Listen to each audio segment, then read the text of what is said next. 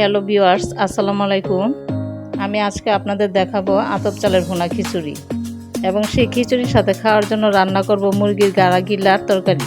প্রথমে মুরগির গাড়া গিলা রান্না করার জন্য আমি এখানে একটি পাতিল বসিয়ে দিয়েছি এবং তেল গরম করার পর দিয়ে দিয়েছি এলাচি, দারচিনি, তেজপাতা এবং পেঁয়াজ কুচি। এবার এগুলি ভালোভাবে নেড়ে চেড়ে নিব। এখন দিয়ে দিব স্বাদ মতন লবণ, দিয়ে দিব 1 চামচ হলুদের গুঁড়া, 2 চামচ মরিচের গুঁড়া, এখন দিব 1 চামচ ধনিয়ার গুঁড়া, আর দিব 1/2 চামচ জিরা গুঁড়া, আর দিয়ে দিব 2 চামচের চেয়ে কিছুটা কম আদা রসুন বাটা। মশলাগুলো যেন পুড়ে না যায় সামান্য পানি দিয়ে নেড়ে চেড়ে নিব। অনেকে মুরগির গাড়াগিলা পছন্দ করেন না বা মূল্যায়ন করেন না, কিন্তু মুরগির গাড়াগিলা খেতে আসলে খুব মজা। এটি কিন্তু এখন বাজারেও কিনতে পাওয়া যায়। আমার ঘরে যখনই মুরগি আনা হয় তখনই আমি অল্প অল্প করে এগুলি জমিয়ে রাখি। আমার বাসার সবাই গাড়াগিলার তরকারি খুব পছন্দ করে। আমার ছোট ছেলে মুরগির পা খুব পছন্দ করে, তাই আমি এখানে মুরগির পাও দিয়েছি। গাড়াগিলার সাথে আমি কয়েকটা আলু দিয়েছি। এখন ভালোভাবে কষিয়ে নিব। ততক্ষণে ভিউয়ার্স, আমার চ্যানেলটিকে সাবস্ক্রাইব করে ফেলুন এবং ফেসবুক থেকে দেখে থাকলে ফলো করে ফেলুন। গালাগিলার তরকারি গরম গরম খিচুড়ি, ভাত বা পরোটার সাথে খেতে খুবই ভালো লাগে। যারা গালাগিলার তরকারি এখনও খাননি তারা এভাবে রান্না করে খেয়ে দেখুন, আসলে খুবই ভালো লাগবে।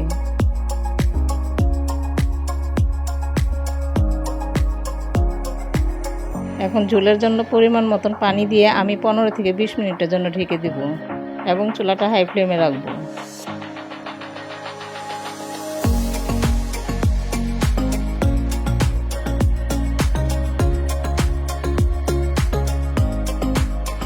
আমি 2-3টা কাঁচামরিচ দিয়ে দিব সুন্দর ফ্লেভার আসার জন্য।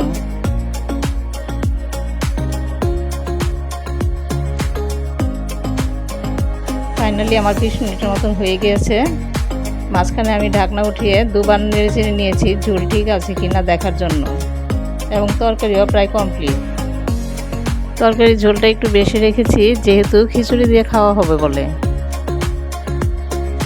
আমি এখানে খিচুড়ি রান্না করার জন্য 3 পা আতপ চাল নিয়েছি। আমি 150 গ্রাম মসুর ডাল আর 150 গ্রাম মুগ ডাল দিয়ে দিয়েছি। মুগ ডালটা আমি আগেই ভেজে রেখেছিলাম। এখন পরিমাণ মতন তেল দিয়ে দিব। দিয়ে দিব 2টি শুকনো মরিচ, 3টি তেজপাতা, 4টি এলাচ, 4টি দারচিনি, 5-6টি লবঙ্গ।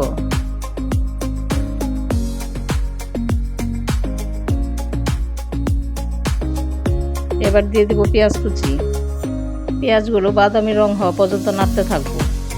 চুলাটা লো ফ্লেমে রাখবো, বেশি বাড়ানোর দরকার নেই। স্বাদ মতন দিয়ে দিব লবণ। এখন দিয়ে দিব 1.5 চা চামচ হলুদ গুঁড়া, 2 চা চামচ মরিচ গুঁড়া, 1 চা চামচ ধনিয়ার গুঁড়া। এখন দিয়ে দিব 1 চা চামচ জিরা গুঁড়া। আমি এখানে মরিচ গুঁড়া বেশি দিয়েছি কারণ খিচুড়িটা ঝাল ঝাল হলে ভালো লাগে। আপনারা চাইলে মরিচের গুঁড়া কম দিয়েও রান্না করতে পারেন। আমি অল্প পরিমাণ পানি দিয়ে একটু নেড়ে চেড়ে নিয়েছি যেন মশলাগুলো পুড়ে না যায়।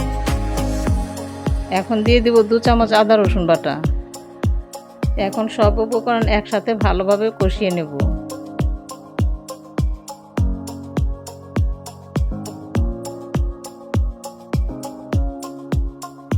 আমি আগে থেকে চাল ডাল ভালোভাবে ধুয়ে পানি ঝরিয়ে রেখেছিলাম।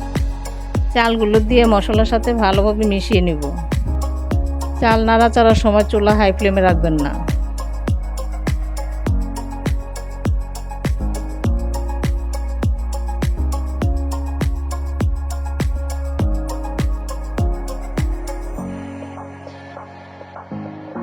আমি 3 পা চালের জন্য এখানে 1.5 লিটার পানি আগেই গরম করে রেখেছিলাম। এখন দিয়ে দিব। খিচুড়ি বা বিরিয়ানি রান্না করার সময় যতটুকু চাল নেবেন তার দ্বিগুণ পানি দিতে হবে।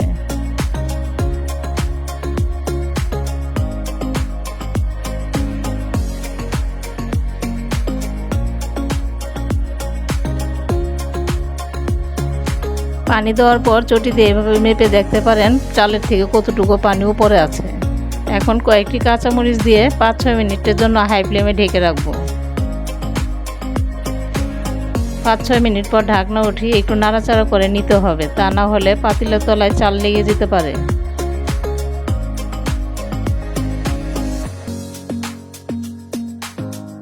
এখন হাই ফ্লেমে রেখে আরও 10-12 মিনিটের জন্য ঢেকে রাখবো।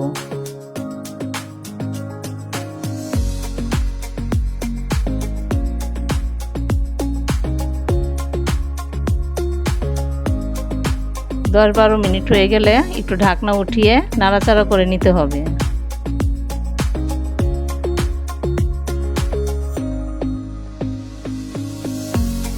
নাড়াচাড়া করার পর শেষবারের জন্য 2-3 মিনিটের মতো লো ফ্লেমে ঢেকে রাখবো।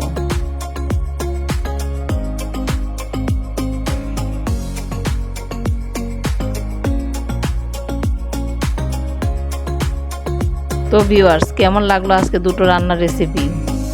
ভালো লাগলে অবশ্যই কমেন্টের মাধ্যমে জানাবেন। এভাবে মুরগির গাড়াগিলা দিয়ে তরকারি রান্না করে ভুনা খিচুড়ির সাথে খেয়ে দেখবেন, আশা করি আপনাদের খুবই ভালো লাগবে।